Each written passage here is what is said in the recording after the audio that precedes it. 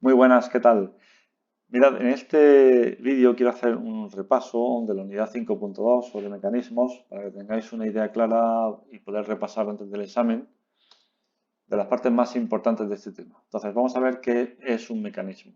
Los mecanismos se definen como elementos destinados a transmitir, transformar fuerzas y movimientos desde un elemento motriz, que se llama motor, a un elemento receptor.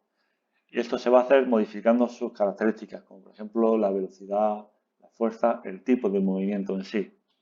Entonces, cuando hacemos o tenemos una sucesión de combinación de estos mecanismos, lo que estamos es hablando de máquinas o de sistemas mecánicos. Como podéis ver en este esquema de aquí abajo, siempre partimos de un sistema motriz, que es el motor, o bueno, el motor o una mano, o un pie que impulsa pues, un pedal o una manivela. Y después, a través de un sistema de mecanismos, vamos a obtener un resultado de salida, pues un elemento receptor como puede ser la rueda de un coche, que es el que va a finalmente va a mover este vehículo en la dirección que indique el conductor. Aquí tenemos una tabla de clasificación de los mecanismos. Estos son todos los que se ven en tercero de la ESO, pero en segundo de la ESO nos quedamos, o nosotros nos vamos a quedar simplemente con la primera parte, los mecanismos de transmisión de movimiento, donde podemos destacar dos tipos, los de transmisión lineal y los de transmisión de giro. En este apartado de aquí lo que estamos es viendo los mecanismos de transmisión lineal, que podemos destacar dos principalmente, que son las palancas y las poleas. La palanca, que es el que tenemos aquí a la izquierda, es una barra que apoya en un punto de apoyo llamado fulcro. Nosotros presionamos linealmente hacia abajo un lado de la palanca y en el otro lado ponemos una resistencia. La resistencia lo que hace es que sirve para elevar esta carga. Es decir, que aunque la palanca está girando respecto al fulcro, lo que hace tanto la fuerza como la resistencia es moverse linealmente hacia arriba o hacia abajo. En este caso de aquí tenemos una polea, que es otro mecanismo diferente, consta de una rueda acanalada por la que circula o por la que desliza una cuerda, también puede ser una correa, puede ser una cinta, puede ser una cadena. Y en concreto lo que estamos haciendo es tirar de un lado de la cadena o de la cuerda en un movimiento lineal, como podemos ver con esta flechita, y al otro lado lo que se está haciendo es que se está desplazando una carga también linealmente hacia arriba. Entonces, aunque la polea está girando y es una rueda, lo que tenemos como elemento motriz es la cuerda, que es un movimiento lineal hacia arriba y hacia abajo, y luego como resultado, a la salida tenemos también el movimiento hacia arriba y hacia abajo de una carga.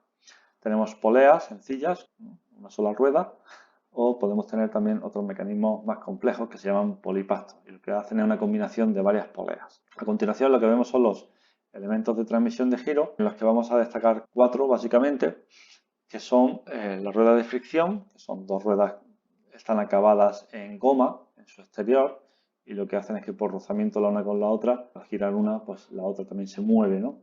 Una de ellas va a ser la conductora, también llamada motriz, donde está el motor, y la otra, que va a girar en sentido contrario, se llama la conducida. Lo siguiente que vemos aquí a la derecha es la transmisión por correa.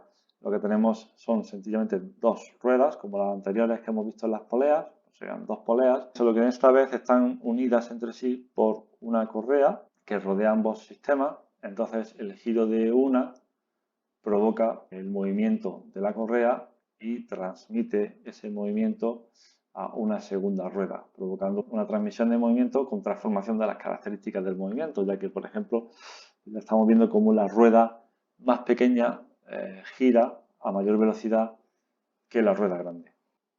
En este caso de aquí tenemos más mecanismos de transmisión de giro. Aquí a la izquierda vemos los engranajes, que son también llamadas ruedas dentadas, son ruedas con dientes y se mueven por contacto directo, ¿no? Cuando se entrelazan estos dientes y podemos ver cómo, igual que pasaba en el caso de las ruedas de fricción, cuando una gira en sentido horario, la siguiente gira en sentido antihorario. En el último caso estamos hablando de una transmisión por cadena. Esto sería algo intermedio entre unos engranajes y un sistema de polea-correa, como hemos visto anteriormente.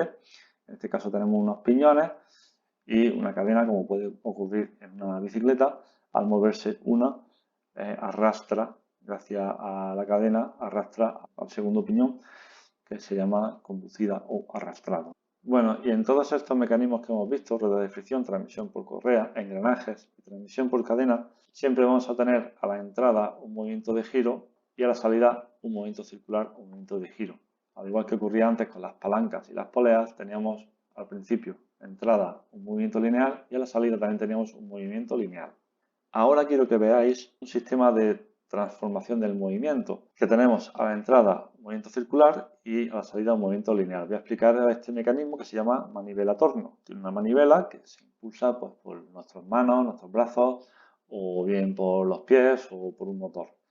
Y a la que gira la manivela, en su eje lleva acoplado un torno en el que va enrollado una cuerda.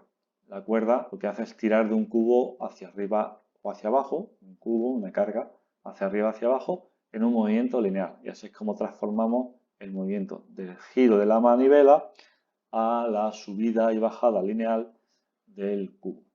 Este tipo de transformación de movimiento que hemos visto anteriormente también se lleva a cabo con los sistemas de biela-manivela y el cigüeñal. Son sistemas muy similares.